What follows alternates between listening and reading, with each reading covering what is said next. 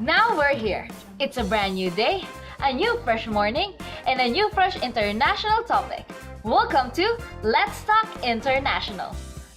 For this episode, we will be talking about war and what options do international actors have when it comes to settling their differences. Today, we have invited young ISEA students to help us have an in-depth understanding about this phenomenon. Yes, sir! That's correct. Now let's all hear from them. Welcome, everyone! To start with, Mr. Macabio will briefly discuss about what war is. War and its tragic entailments of death, destruction, and degradation has been the core reason for the birth of international forces that aimed to prevent it from ever occurring. International law, with its universal character, has provided frameworks and bounds regarding the legal and moral expectations in the event of war. War is traditionally a conflict between states, and in the failure of international institutions to prevent it, international humanitarian law was conceived to safeguard the life and dignity of innocent civilians. As war becomes more inevitable, rules of warfare apply as guidelines for military personnel in how to conduct hostilities and the legitimate use of force that distinguish enemy combatants and non-combatants in conflict zones. Though a war still does happen, we at least in the present the active participation of the actors of the world managing the price and losses and in pressuring states in considering more viable options. They made everything easy for us. That was well-established explanation. The viewers will surely grasp with the concept you have presented. Moving on, let's try to loosen up a little bit. Let's make this show exciting by playing Guess That Word. This part, we will present onto the screen jumbled letter words related to our topic, and after hearing the statement, you will now guess that word. Everybody ready? Our first jumbled letter word.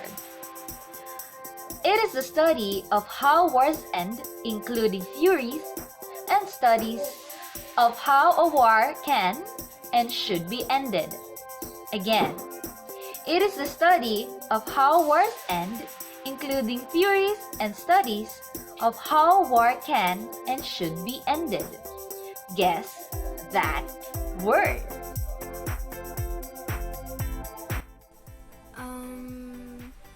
The first word is termination.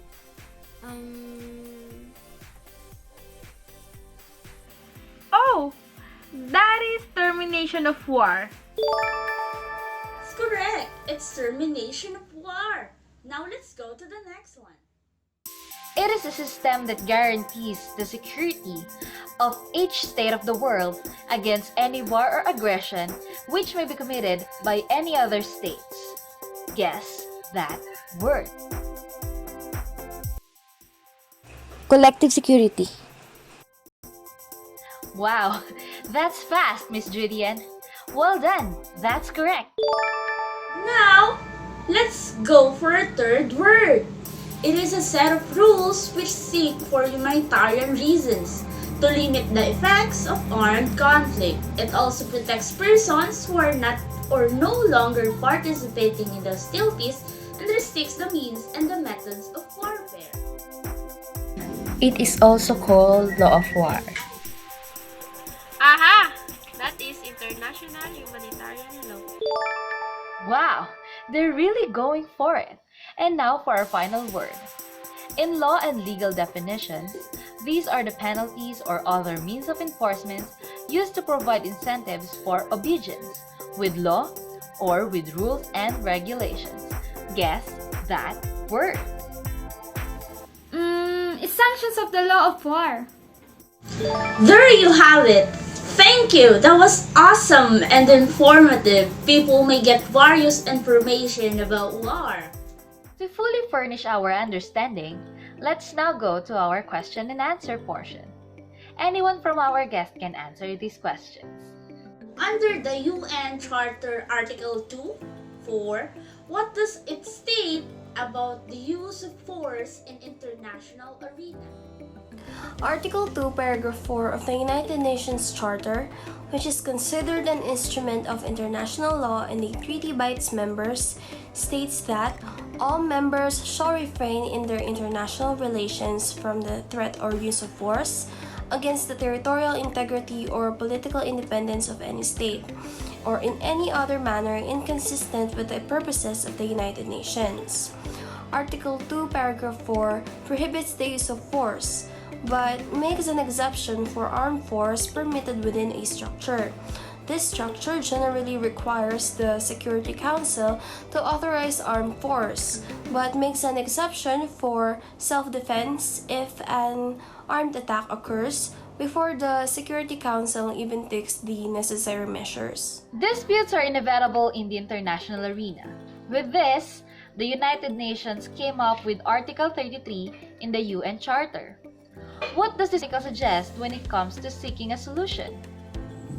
Okay, so under Article 33 of the United Nations Charter, parties to any dispute which may endanger the maintenance of international peace and security shall seek a solution by first is negotiation. So negotiation, it is basically a discussion between parties involved. This has a view of achieving common understanding or agreement. The next one is inquiry. When we say inquiry, it is a fact-finding and the process of eluding those facts. Next is mediation. It involves the third-party services to reduce the differences or seek a solution. The fourth one is by conciliation. It is an alternative dispute resolution, also known as an ADR. It is a process wherein a third party is appointed to help the parties involved to achieve a settlement by steering negotiations toward a conclusion. So the difference between mediation and conclusion is that mediation is usually about settling disputes. Meanwhile, conciliation is more of the parties being motivated to improve their relationship. So the fifth choice is by arbitration.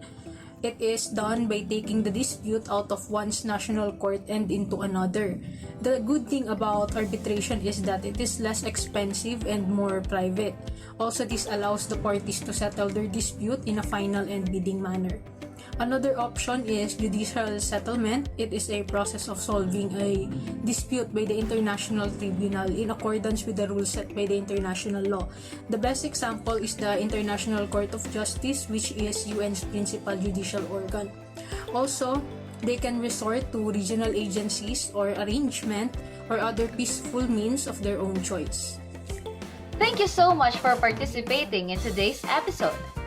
Stay tuned for the next exciting discussion. This is Let's Talk International. Bye!